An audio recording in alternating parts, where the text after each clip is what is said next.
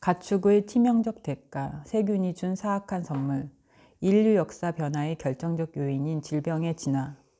지금까지는 식량 생산이 몇몇 중심지에서 시작되어 불균등한 속도로 다른 지역으로 전파된 과정을 더듬어 보았다.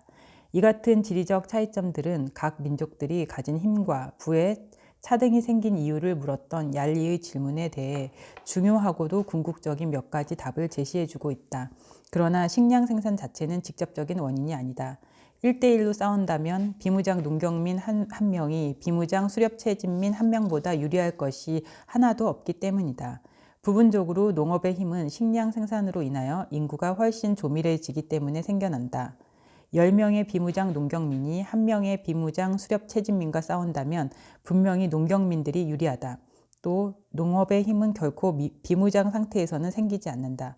농경민들은 더 지독한 병원균을 내뿜었고 더 나은 무기와 갑옷을 가졌으며 일반적으로 더 강력한 기술을 소유했다. 또한 그들의 중앙집권적 정치체제에는 문자를 알고 정복전쟁에 더 유능한 엘리트 계급이 있었다.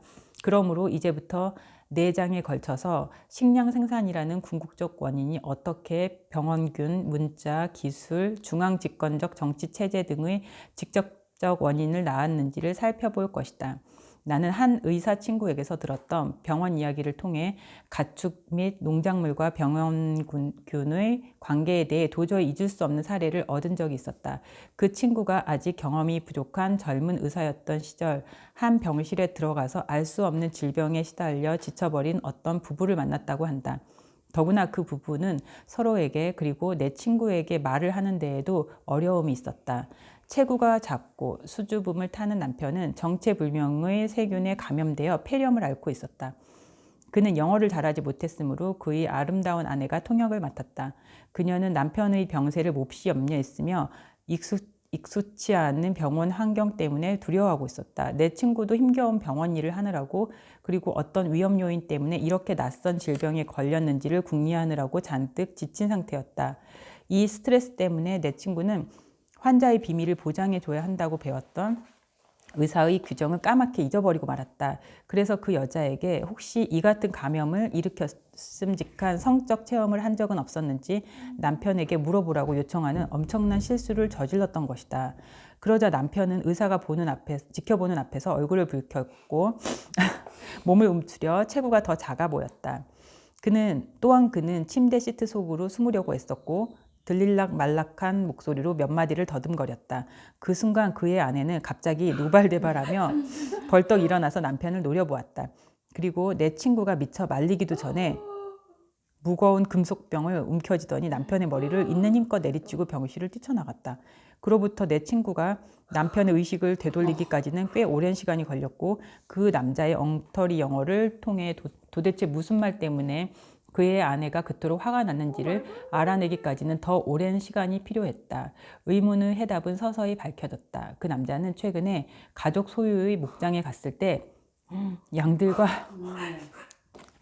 여러 차례 선교를 가졌던 일을 아내에게 고백했던 것이다.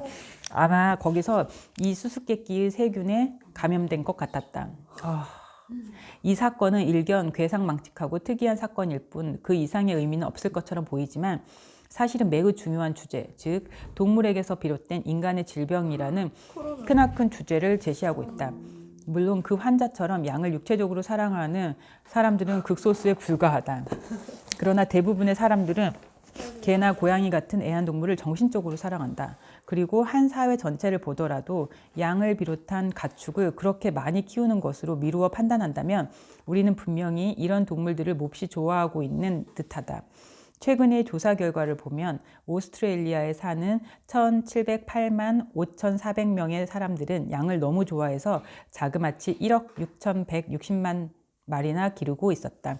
성인들도 그렇지만 특히 어린이들은 애완동물에게서 많이 전염된다.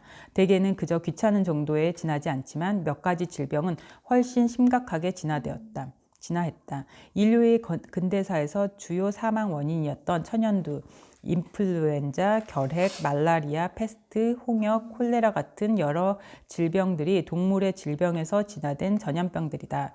역설적이지만 유행병을 일으키는 이 세균들은 대부분 오늘날 거의 인간들에게만 감염되고 있다. 질병은 인간을 죽게 하는 가장 큰 요인이므로 역사를 변화시키는 결정적인 요인이기도 했다. 제2차 세계대전에 이르기까지 전시에 사망한 사람들 중에는 전투 중 부상으로 죽은 사람보다 전쟁으로 발생한 세균에 희생된 사람이 더 많았다. 위대한 장군들을 칭송하는 전쟁의 역사는 인간의 자존심을 무너뜨리는 한 가지 진실을 외면하고 있다. 즉, 과거의 전쟁에서는 반드시 가장 훌륭한 장군이나 무기를 가졌던 군대가 승리하지는 않았으며 가장 지독한 병원균을 적에게 퍼뜨리는 군대가 승리할 때가 많았다는 사실을 말이다.